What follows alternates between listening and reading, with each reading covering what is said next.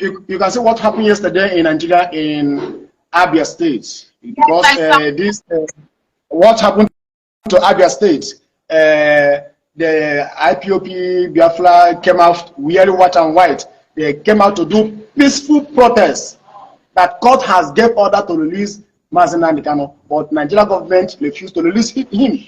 So yes, the IPOP, they came out to do peaceful protests yesterday, and the military came open fire and they kill many people there. They kill 5, they say 5, but it may be more than 5. I don't know, but what I see is 5 people.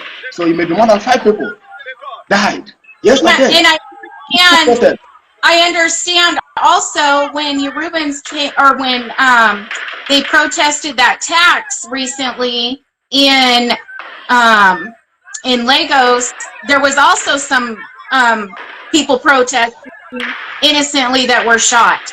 And believe me, I watched that thing that happened in Abia State yesterday. I am not happy, and I logged that information.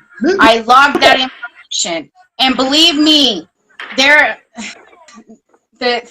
people that did this horrific, heinous crimes of genocide, right now, they think that they are getting free or being free to do that.